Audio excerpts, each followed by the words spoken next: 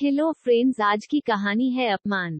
थोड़ी सी भी समझ नहीं है तुम्हारे परिवार वालों को किस तरह बात करनी है किसी से। जो मुंह में आया बोल दिया। अगली बार से मैं यहाँ नहीं आऊंगा। अगर नीचा ही दिखाना था तो बुलाया ही क्यों मुझे यहाँ। गौरव गाड़ी स्टार्ट करते हुए बड़बड़ाए जा रहा था।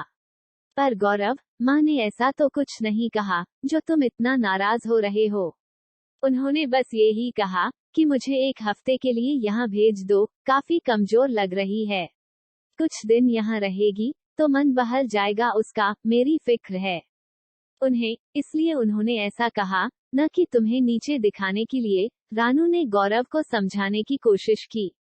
तुरंत गौरव ने पलटकर जवाब दिया, इसका क्या मतलब है? हम तुम्हें अपने घर में खुश नहीं रखते, खाना पीना नहीं देते? जो तुम कमजोर होती जा रही हो, अपना ख्याल रखना आता नहीं तुम्हें, तो कमजोर तो पड़ूई ही।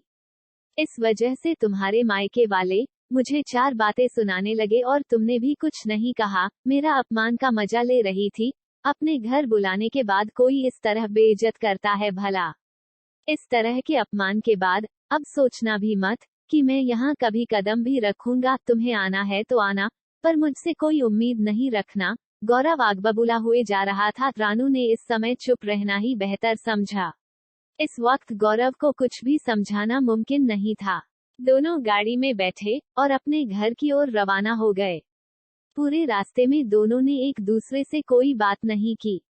घर आने पर रानू ने गौरव से बात करना जरूरी समझा, क्योंकि इस वक्त वह उसके मायके वालों को पूरी तरह गलत समझ रहा था और उसकी ये गलतफहमी दूर करनी भी जरूरी थी। दोनों डिनर करने के बाद जब आराम करने गए, तब तक गौरव का गुस्सा शांत हो चुका था। तब रानू ने सही समय देखकर उससे कहा, गौरव, मैं तुम्हारा गुस्सा समझ सकती हूँ।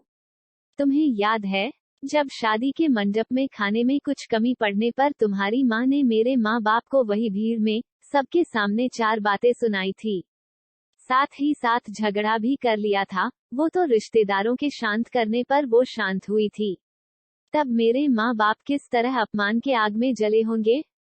पर उन्होंने उस वक्त मेरी वजह से चुप रहना ही बेहतर समझा। इसके बावजूद मेरे माँ बाप शादी के बाद सारे गिले शिकवे दूर करने के लिए जब हमारे घर आए थे, तब भी तुम्हारी माँ ने उन्हें जली कटी सुनाई थी और उसके बाद भी उन्हें चाय नाश्ता तक नहीं पूछा था। उस रात बहुत रोई थी मैं।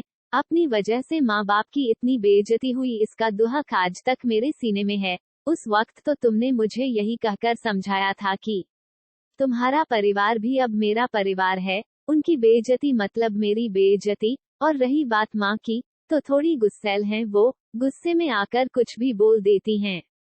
उनकी बात का बुरा न माना जाए। तुम्हारी इस बात पर भरोसा कर अपना और अपने माँ बाप के अपमान को भूलना ही मैंने बेहतर समझा। पर आए दिन तुम्हारी माँ किसी न किसी बात पर मुझे और मेरे मायके वालों को ताने कसती हैं। हर बार के इस अपमान का घूंट भी तो मैं तुम्हारे ही कहने पर पीती आ रही हूँ। पर आज जब तुम खुद मेरी जगह पर खड़े हो, तो तुम्हें तुम्हारा अपमान इतना बड़ा लग रहा है कि तुम मेरे माँ बाप को गलत समझने लगे हो और वहाँ कभी न जाने की बात कह रहे हो। जबकि माँ ने तो सिर्फ चिंता जताई थी मेरी, न कि तुम्हें कोई ताना कसा था, न तुम्हें कोई जली कटी सुनाई। अच्छे मेजबान की तरह तुम्हारा स्वागत और विदाई भी की। बावजूद इसके एक छोटी सी बात तुम्हें अपमानित करने वाली लगी। तो इसका मतलब मैं भी तुम्हारी माँ द्वारा जिस तरह रोज अपमानित होती हूँ, तो मुझे भी यहाँ नहीं रहना चाहिए, क्योंकि अपमान तो अपमान होता है, चाहे किसी का भी हो, और अपने सम्मान के लिए तो हर कोई लड़ना चाहता है। तो मैं भी आज से यही करती हूँ। कहते कहते अब चुप हो गई थी। गौरव के जबान से अब एक शब्द भी न निकल रहा था। आत्मग्लानि से भर चुका गौरव रानू की आंखों में देख भी नहीं पा रहा था। रानू, मैं आज समझ गया कि तुमने इस घर में अपमान कितना सहा है। मैं अब तुम्हारे साथ हूँ। तुम्हारे सम्मान की रक्षा करना मेरा कर्तव्य है। अगली बार माँ के ऐसे किसी भी बर्ताव पर मैं उन्हें समझाऊंगा। इस घर में तुम्हारे साथ हुए इस तरह के बर्ताव के लिए मैं तुमसे माफी मांगता हूँ और तुम्हारे माँ बाप से भी कोई शिकायत नहीं करूंगा। अब मैं अगले हफ्ते ही तुम्हें उनके पास भेज दूंगा। और दोनों ने एक दूसरे को सम्मान भरी नजरों से देख गले लगा लिया। कहानी पसंद आए तो लाइक, शेयर और चैनल को सब्सक्राइब जरूर कीजिएगा। मिलेंगे अगली कहानी में, तब तक अपना ख्याल रखिएगा।